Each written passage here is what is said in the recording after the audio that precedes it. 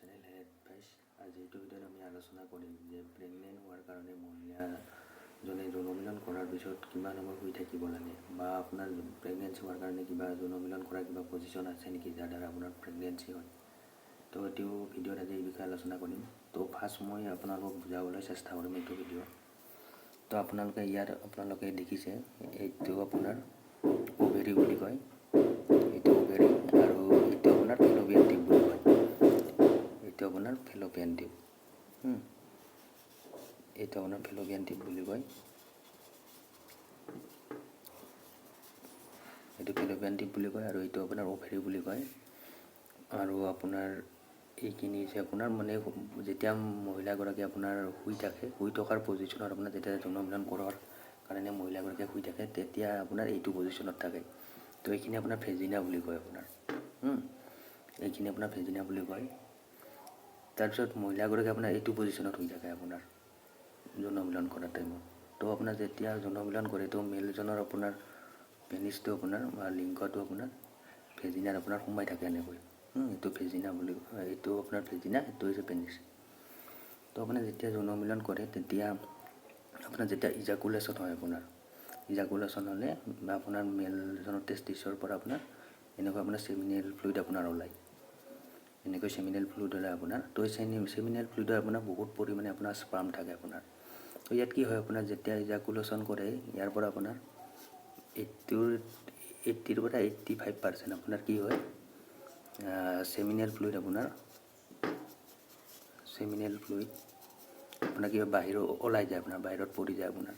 তো ইয়াত কিছুমানে ভয় কৰে আপোনাৰ যেতিয়া আপোনাৰ চেমিনেল ফ্লুইড আপোনাৰ যেতিয়া ভেজিনাৰ পৰা আপোনাৰ বাহিৰ হৈ যায় আপোনাৰ, তো বহুতে ভয় কৰে কি যে প্ৰেগনেঞ্চি আপোনাৰ নহয় নেকি যেতিয়া চেমিনেল ফ্লুইডটো বাহিৰ ওলাই যায়।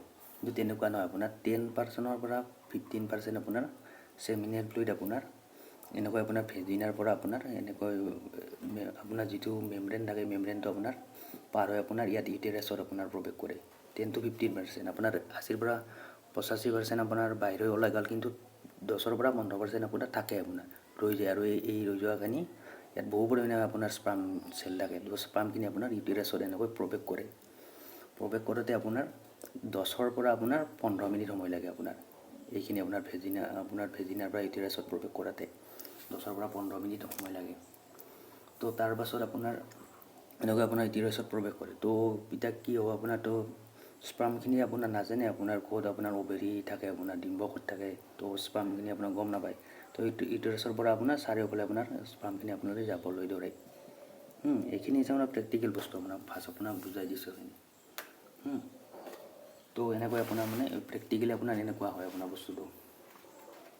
কিন্তু আপোনাৰ টাইমটো আপোনাৰ 10ৰ পৰা আপোনাৰ 15 মিনিট সময় লাগে, যেতিয়া আপোনাৰ পেনিছৰ পৰা আপোনাৰ ভেজিনাত আহিব আপোনাৰ যিটো স্পাৰ্মখিনি আপোনাৰ ভেজিনাত আপোনাৰ প্ৰৱেশ কৰিব। ভেজিনাৰ পৰা ইউটেৰাছলৈ যাওঁতে আপোনাৰ 10ৰ পৰা 15 মিনিট সময় লাগিব।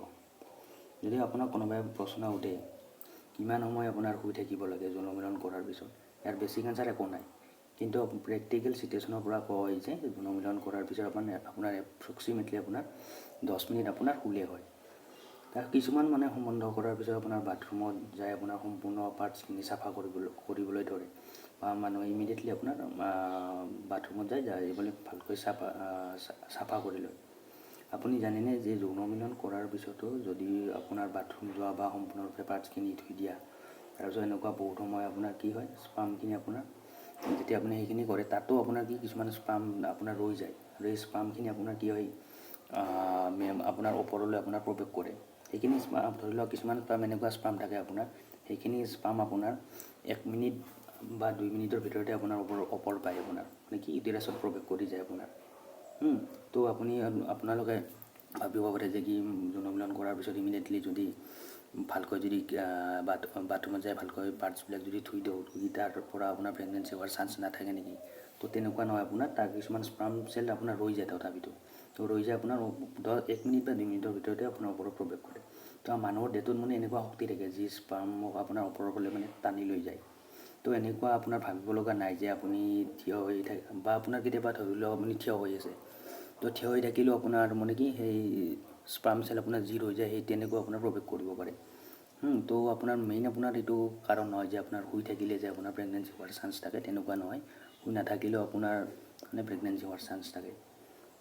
কিন্তু আপোনাৰ ধৰি লওক যিসকল কাপোৰে আপোনাৰ প্ৰেগনেঞ্চিৰ কাৰণে প্লেনিং কৰে, আপোনাৰ ধৰি লওক ফাৰ্টাইল হোৱাৰ দিনত আপোনাৰ প্ৰেগনেঞ্চি হোৱাৰ কাৰণে আপোনাৰ চেষ্টা কৰে বা যৌন মিলন কৰে, তেতিয়াহ'লে আপোনাৰ 10 মিনিট সময় আপোনাৰ শুব লাগে, শুলে ভাল আপোনাৰ।